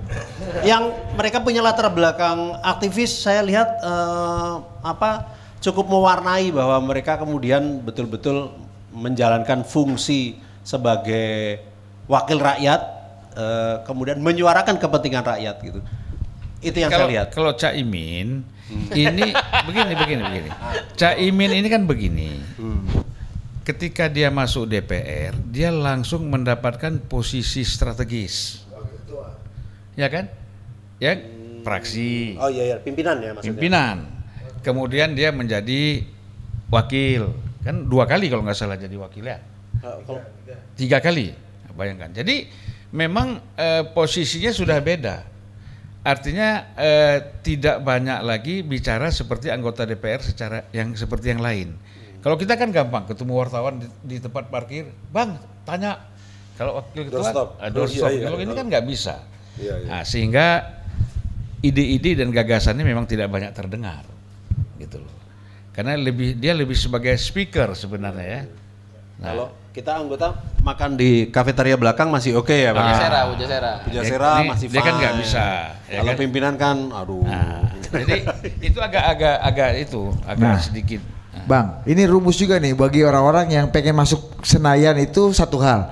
Tapi pengen bisa jadi koboi atau jagoan Senayan itu hal yang lain. Nah, ini gimana Bang? Supaya orang-orang yang akhirnya bisa tembus Senayan itu juga bisa jadi Zulfan Lindan atau Teguh Juwarno lainnya yang jadi jagoan Senayan tuh syaratnya. Nah, kalau ini Bang Zulfan lah yang punya validitas untuk menjawab. Kalau saya belum jadi jagoan, jadi masih biasa-biasa saja. Silakan Bang. Koboi Senayan itu kan istilah aja. Ya kan koboi tanpa kuda. Bawa pistol nggak tuh? Bawa pistol nggak tuh? Hah? Bawa pistol nggak tuh? Nggak punya pistol tapi bisa nembak. Pistol ada kadang-kadang ya pistol air lah. Jadi begini, kalau saya bicara pada masa itu ya 99-2004 itu ada beberapa orang saya, Didi Supriyanto, termasuk Adi Komarudin, kemudian siapa Alvin Lee, Kang Agun. ya itu kan ada nggak banyak lah ya itu. Oh enggak. Ini gini, Kubu Senayan waktu itu kan ini dianggap kelompok yang berhadapan dengan Gus Dur. Kan gitu. Ini kelompok yang berhadapan dengan Gus Dur. Friend, dia kan jadi gini. Pada masa itu yang PDIP yang dekat sama Gus Dur itulah adalah garisnya Mas Taufik Kimas. Kan ingat kita waktu itu Mas Taufik setiap ketemu Gus Dur kan cium tangan. Ya kan? Nah, ya termasuk Opung Panda, almarhum Roy Bebe Yanis, banyak lah, ya kan? Yang disebut orang-orang lama, sementara kami ini dianggap sebagai anak kos. Ya, saya, kemudian ketua praksinya kan Arifin Panegoro ya, dan lain-lain. Melono Suwondo, Julius Usman, banyak lah tuh di situ waktu itu. Nah jadi karena kita ini paling sering ngomong mengkritik pemerintah waktu itu, termasuk polisi-polisi yang dibuat oleh Gus Dur, maka disebutlah ini tukang tembak di Senayan. Gitu, disebutlah Koboi Senayan. Jadi menurut saya siapa saja itu bisa, asal mampu memahami dan mau mengkritisi polisi-polisi yang dibuat oleh pemerintah secara serius. Gitu loh. Kan banyak sekali polisi yang perlu kita koreksi. Nah, tapi karena kadang-kadang orang sudah takut duluan, ya, kemudian khawatir ini ada PAW, ditakut-takuti sendiri sama dia. Hati-hati. Kadang-kadang bukan ketua umum partai. Dari partai lain juga ngomong hati-hati lo nanti di PAW gitu kan. Mulai mental rusak juga kan. Turun dikit kan, iya juga nih. Perut keram ya Bang ya. Nah, nggak kan mikir nih, waduh kalau keluar negeri dapat berapa, kalau turun-turun ke daerah dapat berapa, ini berapa, hilang juga itu kan. Kalau di PAW kan, nah gitu. Kalau kita nggak berpikir ke situ, ya kita pokoknya jalan aja, bekerja saja, toh selamat juga 5 tahun. Abang jadi komisaris aja nggak takut di PAW ya Bang kan? Ya, nah, kita kan, itulah saya katakan. Yang menentukan kita punya nasib ini Allah Subhanahu wa Ta'ala. Itu yang paling penting. Ya, kalau kita nggak berpegang kepada situ, tuh Allah tuh mengatakan bahwa kepada siapa engkau menggantungkan nasibmu. Gitu. Kalau kita menggantungkan kepada Allah, ya Allah akan menggerakkan seluruh makhluk-makhluknya itu untuk bersama-sama dengan kita. Ya kan? Sampai ini aku cerita satu. Ada orang tua baca ayat Qur'annya bukan kacau, nggak enak didengar, ya kan? Sehingga dia sering diejek oleh anak muda yang hafal Quran dan suaranya merdu sekali, kayak kita dengar di masjid ini. Saking merdunya ngantuk kita, ya kan? Itu karena nggak ngerti artinya. Kalau ngerti nggak ngantuk. Kau berdua kan, kalau di sini aku lihat duduk maghrib dengar gitu ngantuk, kan? Iya, karena nggak ngerti artinya. Kalau aku, ngerti dikit-dikit ya, nggak banyak juga. Tapi dibandingkan mereka aku lebih ngerti lah. Jauh Bang. Iya kan? Nah jadi kalau kita lihat dari aspek tadi apa aku ngomong tadi? Baca Quran. Orang tua tadi. Oh, masih ada yang masih. Masih ada yang merhatiin. Nggak, aku mau cek aja kalian ini kok fokus nggak dengan omongan aku. Cocok. Nggak ada matinya kalau senior memang. Iya, iya kan. Kalau awak ngomong terus kalian nggak fokus, capek juga ya nggak. Orang mulai salah. Udah dia yang lupa, yang salah penonton. Bang, makanya kalau lulusan S2 itu buka lapangan kerja, Bang. Iya. Nah, jadi Jangan nyari kerja. nah, ya jadi Orang tua ini Orang anak tua. muda ini ngejek orang tua. Bacaan. Aduh, ini orang tua nggak enak kita dengar baca Qur'annya nih. Tetapi waktu mereka mau mengambil wudhu sama-sama, ini kan cerita ada musola kecil di tengah hutan. Di Madura bukan Madura. Lupa nih cerita musola tengah hutan ini nggak dimasukin tadi ini. Ya kan? Waktu mengambil wudhu di air kali, tiba-tiba macan 2 ekor lagi begini. Anak muda itu mau ngambil wudhu nggak berani. Takut dia, lari ke belakang.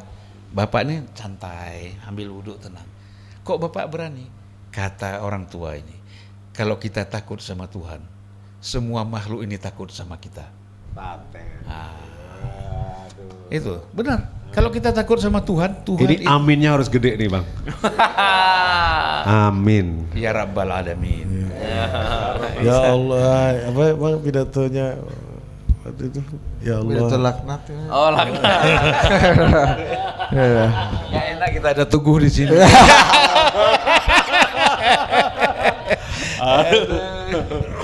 Bisa juga ada nggak enaknya, Bang. Iya, dia Mas malah- Teguh. Iya. Mas Teguh tuh nanti kan udah malang melintang komisi nih. Ya, Kalau nanti mau komisi berapa, Mas? Dan kenapa itu?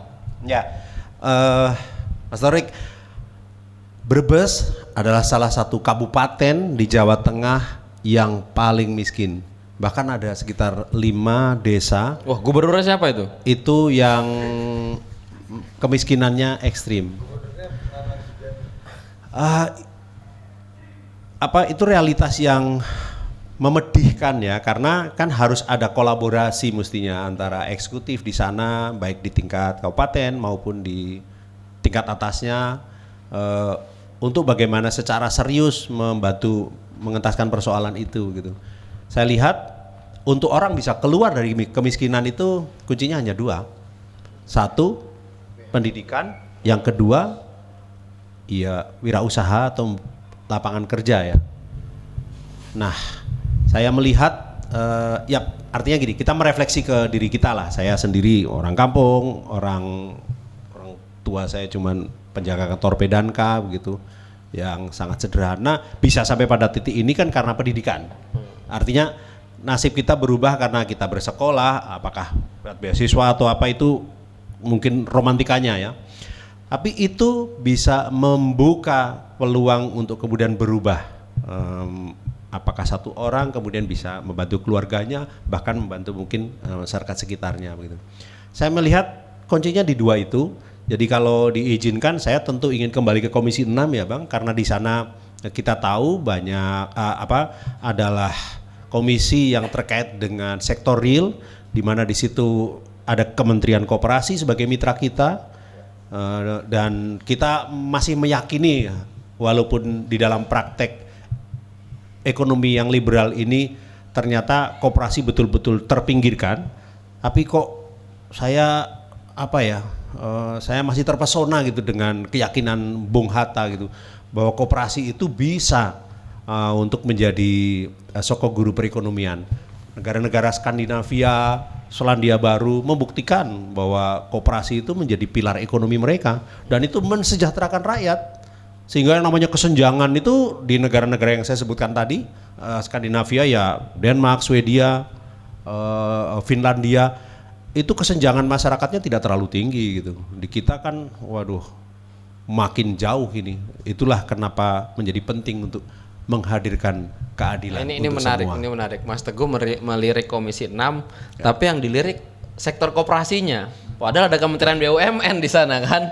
Ya. Mitranya juga kan. Betul, memang Kementerian BUMN adalah salah satu core-nya ya kalau di Komisi 6. Ya termasuk tentu saja meluruskan agar BUMN jangan kemudian terjebak kepada usaha sebagaimana usaha privat gitu. Namanya aja badan usaha milik negara. kan tugas utama negara yang terbesar ini kan sesuai tadi tujuan bernegara. Monggo Mas Yoto, alhamdulillah. Iya kan? Menciptakan kesejahteraan rakyat itu. Nah, ini juga perlu kita ingatkan, perlu kita luruskan agar kemudian mereka harusnya membangun yang namanya value creation lah, menciptakan bagaimana sektor-sektor yang belum disentuh oleh swasta karena di situ belum tumbuh skala ekonominya, di situ BUMN hadir untuk memudahkan masyarakat. Dalam bayangan Mas Teguh berarti nanti kalau apa yang bisa dilakukan seorang anggota Komisi 6 DPR yang relate sama dapil asal Mas Teguh? Yang pertama kalau yang kaitannya dengan legislasi, ya kita harus berani melakukan misalnya revisi undang-undang koperasi. Itu sudah kita kerjakan ya Bang, tapi mentok-mentok karena kita tidak melihat ada political will yang serius dari pemerintah. Kitanya ngotot, Komisi 6-nya ngotot, pemerintahnya pada saat itu melihat ini tidak terlalu prioritas. Tapi sekali lagi itu yang harus kita perjuangkan. Dalam konteks politik anggaran kan tugasnya Parlemen 3 ya tadi yang legislasi. Dalam konteks yang kedua budgeting politik anggaran. Saya ingin memberikan ilustrasi. Di Komisi 6 itu kan sektor ekonomi yang berhadapan langsung dengan masyarakat. Kementerian Perdagangan, Kementerian Koperasi, BKPM, terus kemudian BUMN. Tapi lihatlah porsi alokasi anggaran kepada kementerian-kementerian tersebut masih kecil sekali. Anggaran Kementerian Koperasi itu kalau nggak salah hanya 1 triliun sekian pada saat kami ada di Komisi 6 pada saat itu. Kementerian Perdagangan mungkin sekitar 3, Kementerian BKPM waktu itu juga kecil. Poin apa yang ingin saya katakan bahwa di situ kan juga menunjukkan kesungguhan politik anggaran dari pemerintah.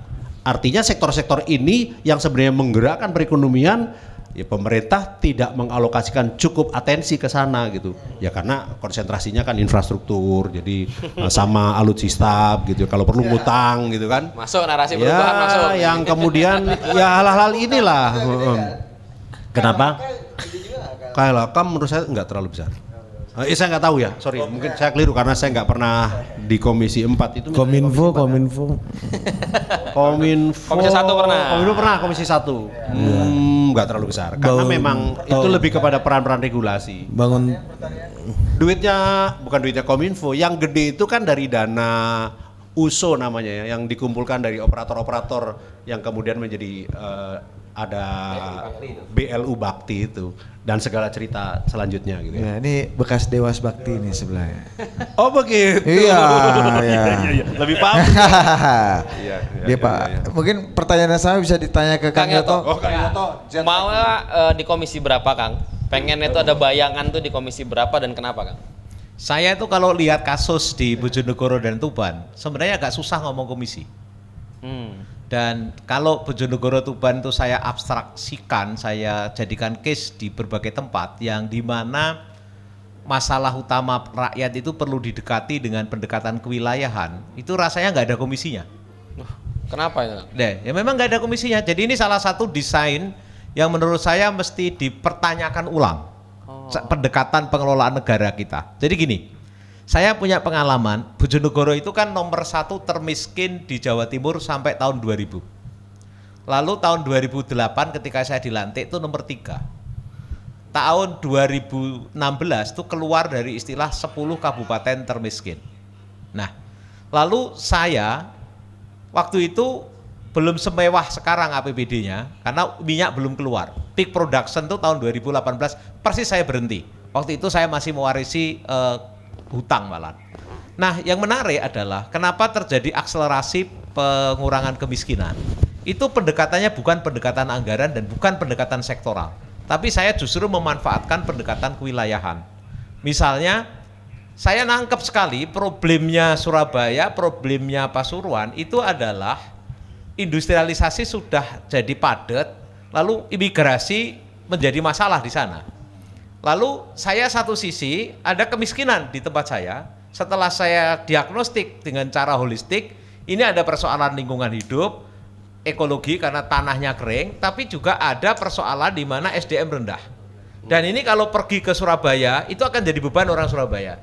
Makanya saya kemudian memberi modal kepada dinas investasi saya supaya traktir pengusaha Surabaya atau di Sidoarjo nawarkan pindah ke Bojonegoro.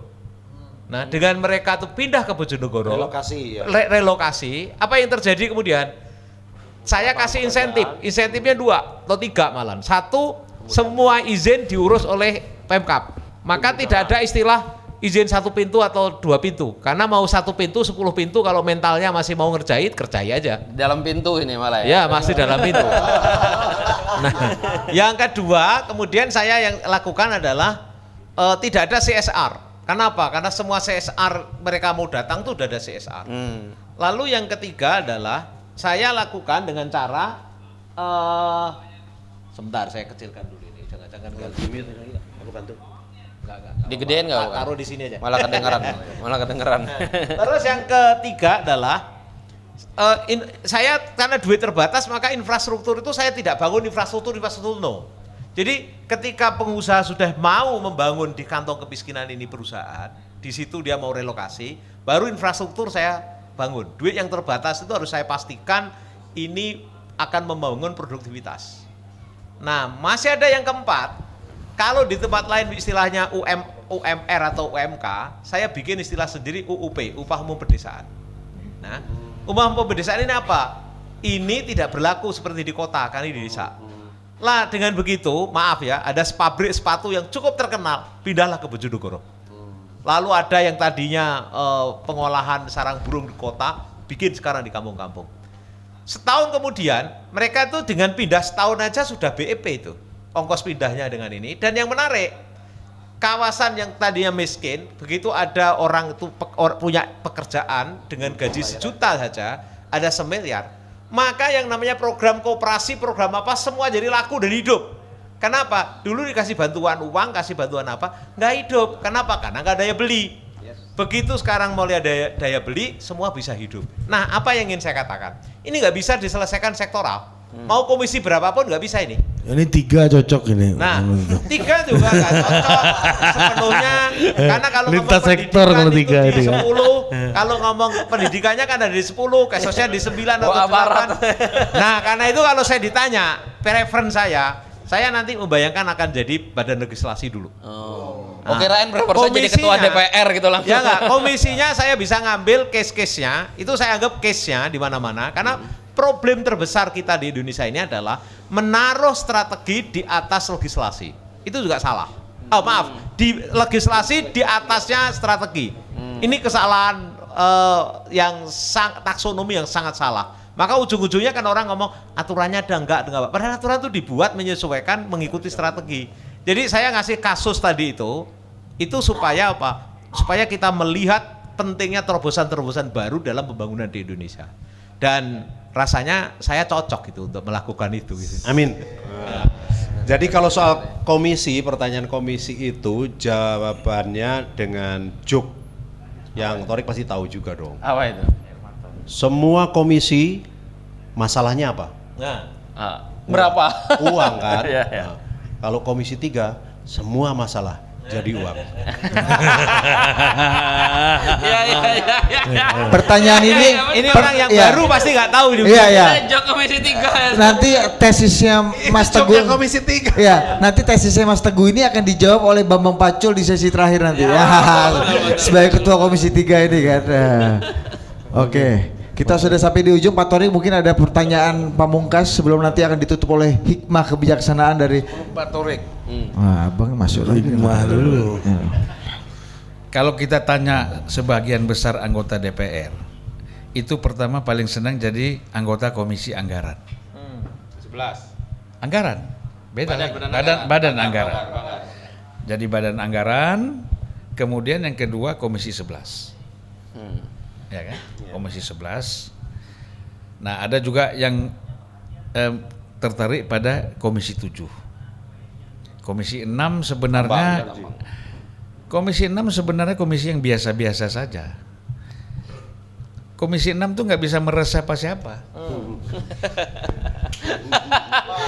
Ini Alokasi anggarannya juga nggak gede. Nggak ada optimalisasi. Nggak ada. Jadi kalau komisi 6 itu Menteri Perdagangan, Paling kita dapat RDP. Kemudian Menteri Perindustrian. Ya kan? Apalagi BKPM. Kementerian BUMN tuh nggak penting menterinya, direksinya. Ya sekarang kan begini. Itu kan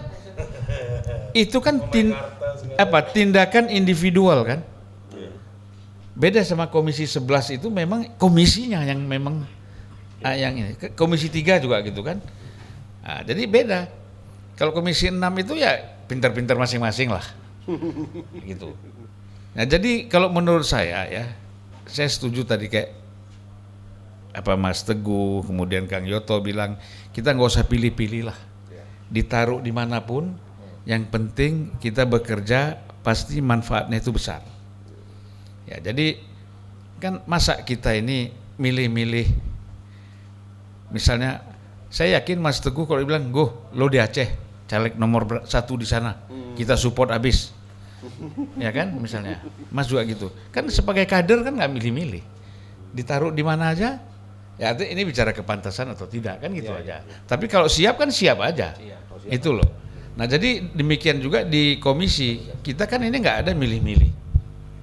Di komisi apa saja, kalau memang partai mempercayakan kita ditaruh di situ, terima. Kalau kita milih malah dicurigai, kenapa kok pilih-pilih nih? Nah jadi partailah yang memahami kapasitas kita itu ditaruh di mana. Untuk kepentingan sebenarnya kepentingan partai ke depan. Bahwa dia sebagai anggota DPR selama 5 tahun, dia menjabat anggota DPR, dia berbuat sesuatu yang partai ini mendapat nilai tambah. Tentu dia sendiri juga dapat nilai tambah ya untuk keterpilihan kembali nanti. Ya, Abang katanya dulu tiap bulan BKO ganti-ganti komisi katanya. Ya betul, Mas Teguh tahu nih. Saya misalnya saya di komisi 6, lalu nanti ada pemilih fit and proper di komisi 1, ya kan? Saya dipindah komisi 1 dulu 2-3 bulan. Nanti komisi 3 ada persoalan fit and proper test KPK, komisi saya pindah lagi. Ada lagi upaya misalnya ingin membuat karena Nasdem ini koalisi pemerintah, komisi 7 itu ada keinginan membuat panja atau pansus BBM misalnya. Saya masuk lagi komisi 7. Karena Pak Enggar waktu itu menteri perdagangan, ini kan bicara persoalan beras dan segala macam, ada kaitannya juga dengan komisi 4. Nah, saya dipindah lagi komisi 4. Tapi buat saya biasa aja, enjoy aja. Karena nanti balik lagi komisi 6, ya nggak apa-apa. Nah, jadi kita itu memang justru itu satu kepuasan. Kita mengetahui bagaimana sebenarnya persoalan-persoalan yang begitu banyak di masyarakat kita ya, sehingga ini yang menjadi pelajaran penting menurut saya. Tapi untuk menjadi seperti yang Bang Zulfan sampaikan, ketika kemudian di BKO kan istilahnya ditugaskan, misalkan ketika ada event-event khusus fit and proper, terus kemudian ada pansus atau panja begitu, itu hanya orang-orang istimewa. Ya itu kepercayaan. Gimana kan, caranya jadi orang istimewa kayak Bang Zulfan Lindan ini Mas Teguh? Ya karena punya kemampuan rata-rata dan bisa dipercaya. Kalau menurut saya itu sederhana. Terpaksa kita bilang amin lagi ya nggak? Itu yang aku tunggu kok nggak keluar-keluar. Amin. Pak Torik, kasih dulu Pak Torik. Terutama dipercaya ketum partai. Pamungkas ya kan? dulu. Pada waktu itu Bang Zulfan sangat akrab dengan ketum partainya. Masih akrab. Masih akrab, bersahabat. Ya, sekarang kasih dulu pertanyaan Pamungkas ini. Budi ini jadi gosip Bang Zulfan Pak Surya Paloh lagi nih kan. Habis itu nyenggol Anies. Iya nyenggol Anies. Iya, ini Anies ini masih mungkin juga nggak maju nih kalau kata Pak Zulfan nih. Jadi masih mungkin. Coba lu jelaskan perjalanan tesis Bang Zulfan soal Anies ini sampai terakhir coba lu jelaskan. Ngeri Pak, nanti kita ada Mas Vito dievaluasi ulang. Waktu ini Pak Ahmad Ali Wakil Ketua Umum tanya saya, abang kenapa kok abang ini kok terus mojok-mojokkan Anies? Kalau nggak ku pojokkan kalian terlena dan kalian nggak kerja keras. Pas. Itu Bang, cocok. Suka itu. Coba Pak Torik, kasih Pamungkas dulu dong. Ini udah menarik lah ya, semua udah dikorek dari seorang caleg. Ya ini paling kita minta aja, kita minta promo diri sendiri. Kenapa seorang Teguh Juwarno, kenapa seorang Kang Yoto layak dipilih oleh rakyat di dapilnya sebagai pembawa lilin yang akan menerangi DPR? Monggo, Mas Teguh duluan lah. Campaign. Ya, terima kasih Mas Torik. Teman-teman, ya sedulurku warga masyarakat Tegal Brebes, nggih.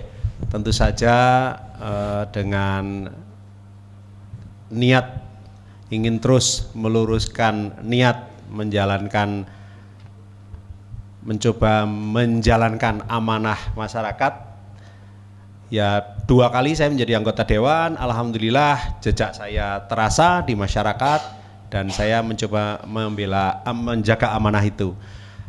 Tekad saya sederhana saja kok, ya memang saya cuma mau membela kepentingan konstituen saya, membela kepentingan masyarakat saya.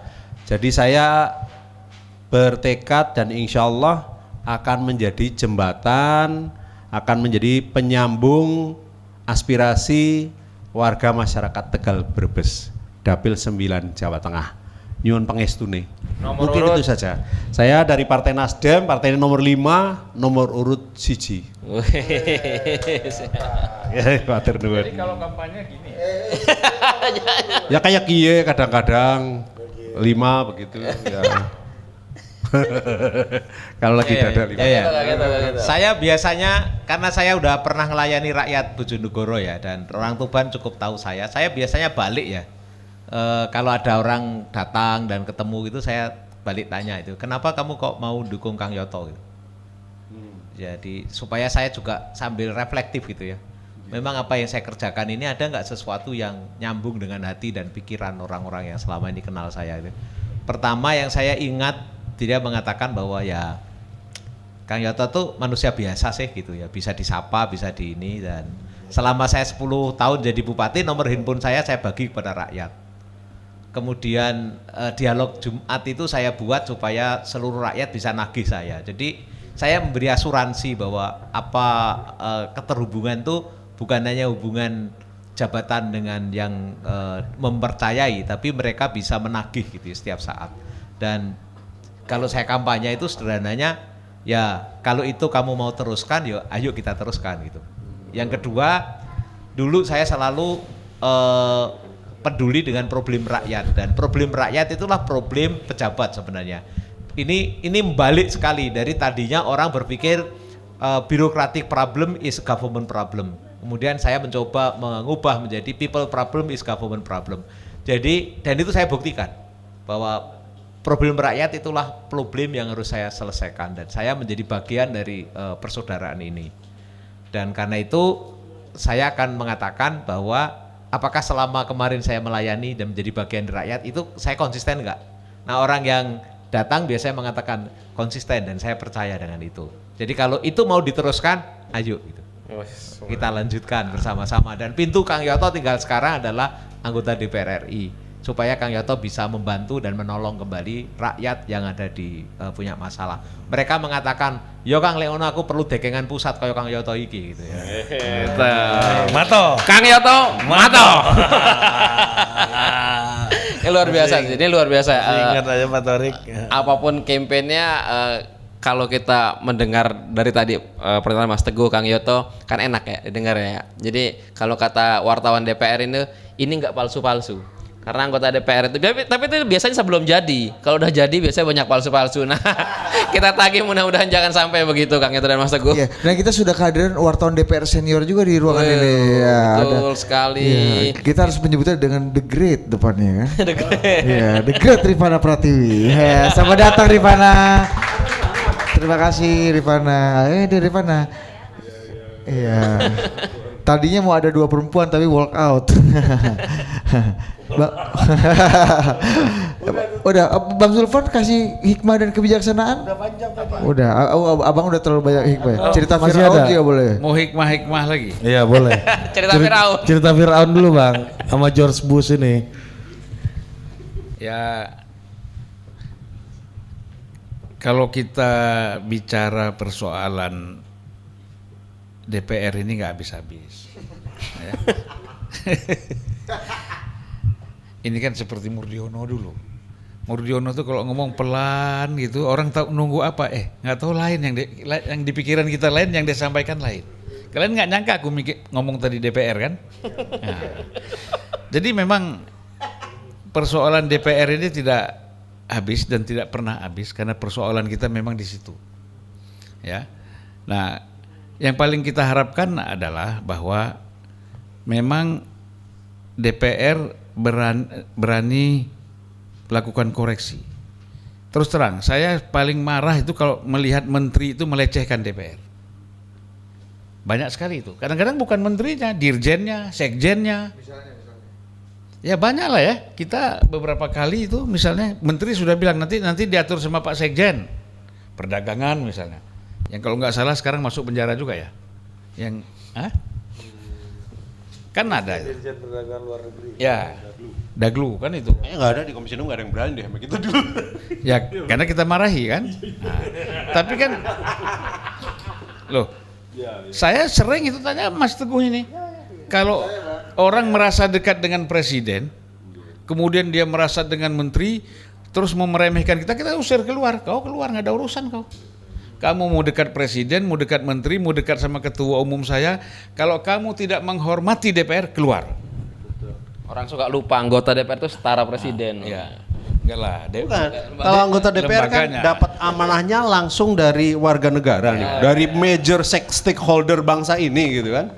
Kalau mereka kan cuma appointee. Lo kan pembantu. Iya kan, eksekutif mulai dari presiden, wakil presiden sampai menteri-menteri itu kan bisa dipecat kapan aja. Ya. Bener nggak bang? Cuman menangnya, tentu ada mekanismenya. Cuman menangnya ya kan? dia pegang anggaran. Ah itu aja.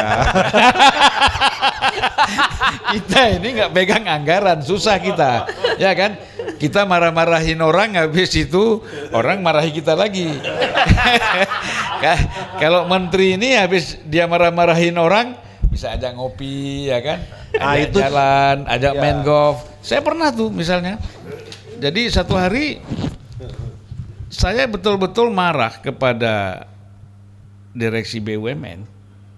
Kemudian sampai diskorsing sidang, keluar dia bilang sama saya, Bang, kita udah lama sekali nggak main golf bersama. Kau jangan macam-macam. Aku ini megang strip golf aja nggak udah berapa tahun ini. Jangan macam-macam lah saya bilang.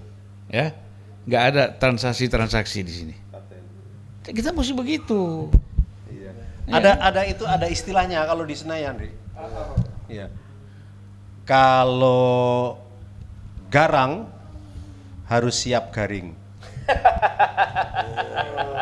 Tapi beliau ini nggak garing kayaknya bang, Mas.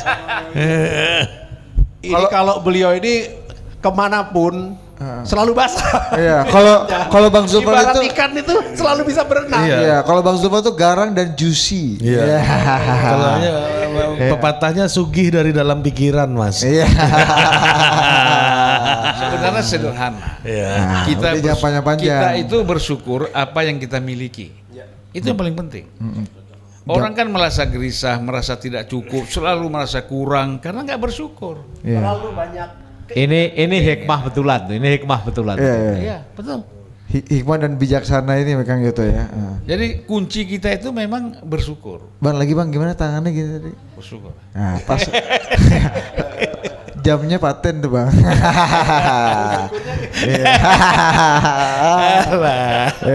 Kan? Itulah garang dan juicy. Aduh pusing aku. Gitu dong Bang. Kamu coba betulin kacamata gitu kan asik ya. Oke, terima kasih Pak Torik. Gimana Pak Torik? Tutup udah. Sudah. Anda nggak ada kerjaan. Kita seru juga nonton. Iya. Aku tengok emang kompor-kompor aja. Terima kasih Mas Zulfan, Mas Teguh dan Kang Yoto. Oke, sampai jumpa lagi di Menembus Senayan berikutnya. Oke, terima kasih.